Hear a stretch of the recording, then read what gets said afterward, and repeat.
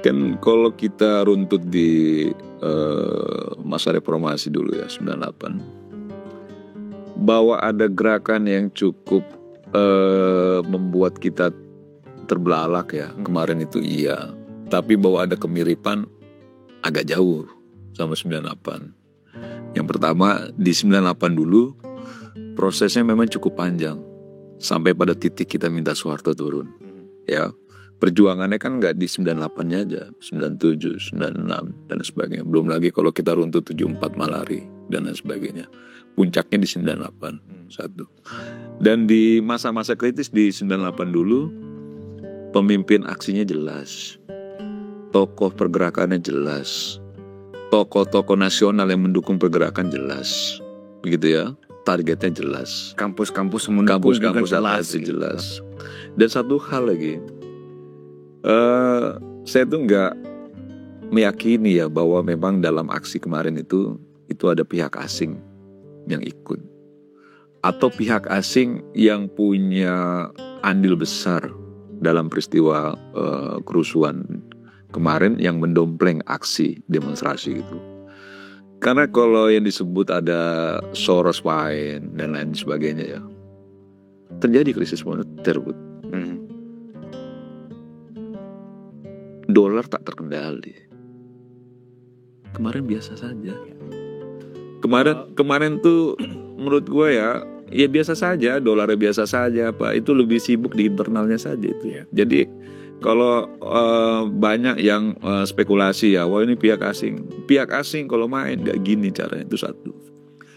Yang kedua, dari karakteristik kerusuhan yang dibangun itu masih terlihat adanya kanalisasi atau melokalisir mana aja yang harus dibuat rusuh, mana yang tidak.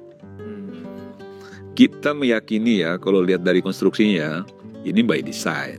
By design. Ya, skenario pasti ada. Pertama begini, ini by design-nya kan mulai bagaimana cara menggoreng isu yang membangkitkan amarah publik. Ya, kan begitu ya.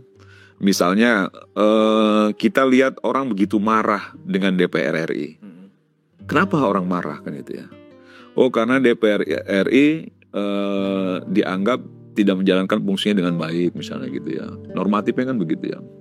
Tapi yang digoreng itu kan begini, di era post-truth kayak gini, ini kan selalu yang menarik isu-isu yang emosional. Dan seringkali yang berhasil membangun opini publik itu sesuatu yang memang mengganggu emosional kita gitu. Maka gorengannya adalah ketika rakyat susah, DPR RI joget-joget mendengar ada kenaikan tunjangan. Itu ya, itu kesimpulan yang dibangun nih di media sosial dan lain sebagainya. Nah, oke, kalau kita runtut lagi, itu kan bukan pengumuman kenaikan, itu kan pidato presiden. Dan hampir tiap tahun ada juga musik nyanyi lagu-lagu, ada juga nyanyi lagu-lagu sebenarnya ya. Nah, walaupun gue nggak membenarkan DPR RI loh, tapi kalau kita melihat bagaimana skenario itu begitu menggunakan berbagai momentum ya, yang itu bisa di-create, membuat amarah publik akhirnya tak terbendung, ya salah satunya dengan menggoreng kelakuan DPR RI yang selama ini kita juga banyak yang kita nggak suka ya sama kelakuan flexing dan lain sebagainya. Karena menurut gua ketika mereka sudah menjabat atau dilantik sebagai pejabat, mulai detik itu juga mereka punya pertanggungjawaban publik, karena mereka makan gaji dari rakyat itu. Persoalan bahwa mereka kaya raya latar belakangnya, yang banyak juga pengusaha dan lain sebagainya, banyak juga artis yang memang sebelum menjadi anggota dewan kaya raya, soal lain. Tapi ketika dia menunjukkan itu dalam sematnya sebagai pejabat publik ya, eksekutif maupun legislatif lah, samanya sudah menciderai rasa keadilan. Gitu loh, ketika dia jalan-jalan gue pakai uang pribadi kok, bukan soal itu. Tapi lu ini pejabat publik, lu lihat rakyat lu lagi susah gitu loh. Harusnya lu punya empati yang tinggi lah soal itu gitu loh. Kenapa sih lu posting misalnya? Kenapa sih lu nggak diam-diam aja? Kenapa sih lu nggak pamerkan bahwa lu lagi senang hidup lu gitu? Kan nggak perlu, kan gitu loh. Itu yang menurut gue sesalkan. Terus kalau kita lihat lagi, ketika DPR dianggap bahwa tidak punya empati, joget-joget dan lain sebagainya, hampir semuanya kena enggak. Kenapa gue bilang ini memang sejak awal udah mulai dilokalisir. Yang kena misalnya cuma dari PAN, ya, Nasdem, Golkar. PDIP, ya kan gitu, nggak diutak-atik misalnya kan gitu ya. Ada apa? Ada partai-partai lain yang juga nggak diutak-atik gitu loh.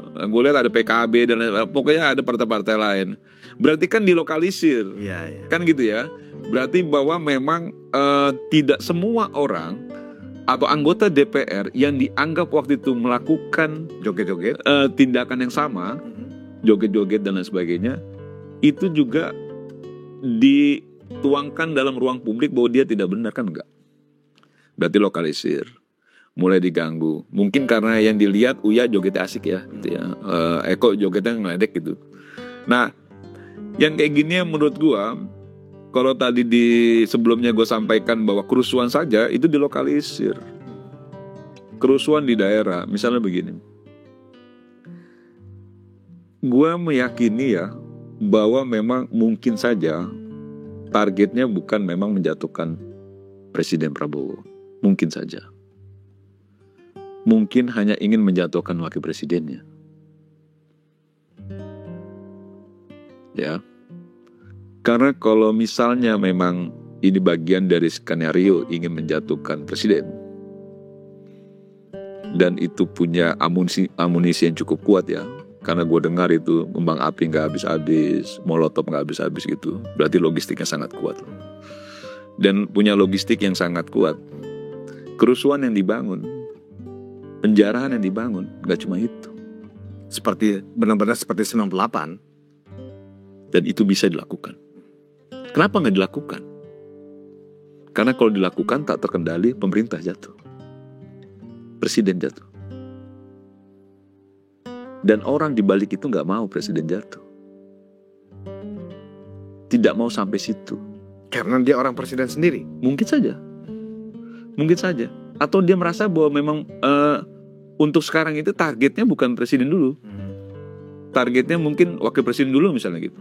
Kan kita tahu lah ada isu pemakzulan, ada isu ijazah dan lain sebagainya. Pak Jokowi sampai bilang ada orang besar di balik ini. Karena begitu gagah beraninya Roy Suryo CS misalnya. Yang menurut gue ya agak naif ya kalau kita nggak meyakini bahwa itu ada orang di belakang dia juga gitu ya. Karena nggak wajar. Nggak wajar. Sikap karena mereka itu nggak wajar. Nggak wajar, petantang betenteng, dan ngerasa semua ditantang, dianggap semua kecil, dan napasnya agak panjang mainnya, kan gitu ya. Ya kita sebagai orang pergerakan juga Bisa baca lah. agak sensitif ya soal-soal begitu ya. Oh ini kok agak aneh. Nah, ketika dalam konteks isu-isu yang berkembang selama ini kan puncaknya kemarin kan soal pemakzulan, Gibran mau dimakzulkan, Pak Jokowi ijazahnya apa segala macam, selalu dikait-kaitkan soal geng Solo ya. Nah, gue meyakini juga Pak Prabowo merasa bahwa Gibran tidak layak untuk dimakzulkan. Tidak ada alasan konstitusional apapun yang bisa memakzulkan Gibran. Nah, kita nggak usah diskusi soal itunya, karena kita udah tahu semua, kan begitu ya. Dan itu juga ya kita belum pas juga untuk didiskusikan. Untuk diskusikan. Tapi gue cuma mau ngambil bagian yang bahwa Pak Prabowo pasti ya untuk apa dimakzulkan, orang dia baik-baik aja, dia nggak melanggar konstitusi dan lain sebagainya. Dalam kata yang bisa kita simpulkan itu bahwa Pak Prabowo tidak setuju Gibran dimakzulkan. Itu poinnya. Nah, ketika banyak orang ingin Gibran makzul, pasti menginginkan posisi Gibran. Betul kan? Betul. Pasti ingin menduduki posisi Gibran ini. Nah, upaya dilakukan pasti.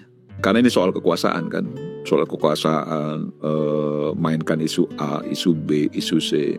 Tapi kuncinya kembali lagi di presiden. Ya. Ketika presiden tidak setuju, tidak mau, mentah ini barang. Bangun lagi cara lain misalnya. Bangun lagi cara lain. Dan dapat momentumnya kemarin misalnya. Kenapa gue bilang ini ada irisan ke sana? Ini kan begini ya. Yang disampaikan misalnya oleh beberapa orang yang cukup fokus ya, membaca algoritma dan lain sebagainya, kayak siapa itu namanya, Ferry apa itu? Ferry Irwandi. Ya misalnya ya, Lagi naik daun anak itu. Iya, dan ya gue respect lah terhadap anak-anak muda yang punya otak yang encer, kecerdasan. Cuman memang gue ingin ngasih masukan aja bahwa kemampuannya dia dalam basis intelektualnya dan lain sebagainya harusnya memang juga diimbangi dengan pemahaman dia tentang bagaimana menganalisa politik dan lain sebagainya, sehingga ada sambungan yang pas gitu.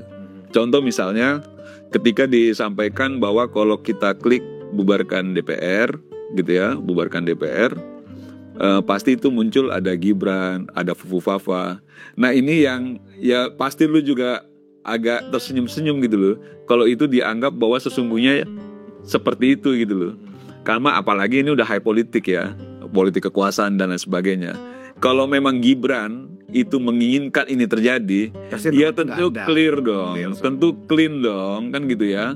Tentu tidak ada itu mau di algoritma dan lain sebagainya, hilang kalau memang. Tapi ketika itu muncul, nah harusnya daya kritis kita juga lahir dari situ. Oh, ini kayaknya mau fait accompli nih. Oh, ternyata memang ini diarahkannya ke arah sana nih. Itu satu. Yang kedua, kalau memang kemarin itu kan Pak Prabowo ya, Pak Presiden pasti sudah tahu dia.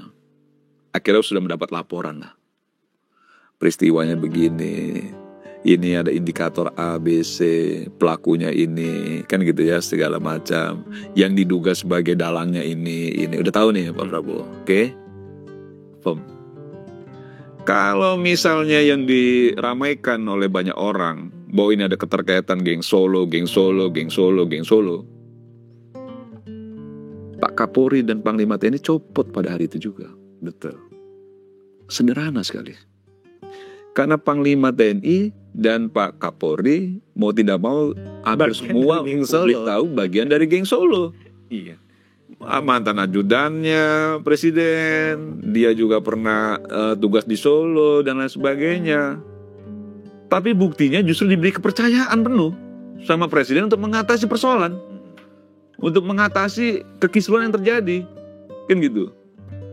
Yang menurut gue itu poin penting ketika orang selalu menyematkan ini ada geng Solo di balik ini. Menurut gue nol besar, kosong itu. Karena sudah bisa dilihat lah secara logika gitu ya. Bahkan Pak Presiden menjenguk anggota Polri yang luka. Dan memerintahkan Kapolri untuk memberikan kenaikan pangkat luar biasa. Pesannya apa? Pesannya bahwa Polri sangat dipercaya, bagian yang sangat loyal terhadap pemerintah, khususnya terhadap Presiden Prabowo. Berarti apa? Berarti geng Solo bisa diartikan juga sangat loyal dan sangat mendukung apa yang dilakukan oleh Pak Prabowo. Termasuk ketika gue pun ketemu sama Pak Jokowi misalnya atau Mas Gibran, selalu pesannya itu ya, bantu Pak Prabowo, jaga Pak Prabowo sampai 2034, Bud. 2029 aja belum nyampe. Kita ini dimintanya suruh bantu, suruh jaga sampai 2034. Kau bayangkan itu gitu loh. 2029 belum nyampe. Cuman dia sudah berpikir jaga sampai selesai ini barang. Dari rentang waktu 10 tahun jangan jaga 1 tahun berjalannya belum selesai. Jadi maksud gue memang nggak ada lah yang terlihat di antara Pak Jokowi, Mas Wapres gitu ya, bahwa dia menginginkan peristiwa ini terjadi atau menginginkan untuk menghantam Prabowo. Nggak ada. Artinya teori konspirasi yang menyebut-nyebut bahwa ini ditunggangi, didalangi oleh geng Solo dengan sendirinya mentah lah, kosong. Dan lihat aja kan begini ya, kita kan bicara kan sesuai fakta. Kita bicara juga, kita ini kan mahasiswa manusia terdidik yang harusnya selalu landasan berpikirnya kan rasional, kan gitu ya, segala macam, bukan sentimental gitu loh. Nah kalau kita sentimental penuh kebencian, apapun yang itu ya dimakan lah, kan gitu loh. Jadi kalau misalnya muncul Gibran misalnya gitu di hashtag itu, ya langsung dimakan lah. Dan itu diharapkan yang mendesain kan, kan yang mendesain berharap bahwa itu dimakan kan sama publik. Lah kalau kita merasa punya intelektual tinggi, harusnya kita nggak ikut kemakan itu, gitu loh. Yang cenderung akhirnya mau ke arah setuju bahwa itu arahnya ke sana, padahal memang yang mendesain ingin mengarahkan publik untuk berpikir bahwa ini yang melakukan sana. Solo. Nah itu satu hal yang menurut gue sangat penting ya. Nah turunannya ya tadi yang gue sampaikan, sampai saat ini justru dipercaya penuh Pak Kapolri, dipercaya penuh ini. Dan menurut gue ya begitulah tadi pandangan dari Ketua Rampai Nusantara Mardiansa Semar, dan yang menurut gue sih masuk akal. Makanya gue bagi ini pandangannya supaya kita juga sehat. Bagi mereka yang ingin memasukkan Gibran, ya tentu sajalah namanya suara, pendapat, pandangan, ya nggak apa-apa lah ya. Tapi jangan sampai hal itu terjadi lah, karena sama aja memotong hak-hak demokrasi ya, demokrasi yang sudah ada, yang sudah dijalani oleh masyarakat, yaitu pada saat memilih Prabowo dan Gibran. Jangan sampai itu disakiti, ya. Yeah. Menurut gua begitu. Dan sekarang pun banyak ya, banyak yang tersakiti ya, entah karena kebijakan Presiden Prabowo ataupun yang lainnya ya. Tapi tadi disebut sama Ketua Rampai Nusantara bahwasanya Pak Jokowi itu ya komit akan menjaga, mendukung Prabowo Subianto sebagai Presiden Republik Indonesia sampai 2029 bahkan 2034, kata beliau begitu. Apakah benar? Kita kagak tahu. Tapi yang gua tahu pasti bahwasanya Pak Jokowi orangnya nggak gitulah. Ingin memasukkan Prabowo, ingin menguasai Prabowo, ingin mengontrol Prabowo. Kalau memang itu kita menyematkan bahwasanya Presiden Prabowo itu dikontrol sama Pak Jokowi, sama aja kita ngeremehin tuh Presiden Prabowo. Presiden Prabowo itu kuat, susah untuk diintervensi. Bagaimana menurut sobat-sobat? Berikan pandangannya di kolom komentar. Wassalamualaikum warahmatullahi wabarakatuh.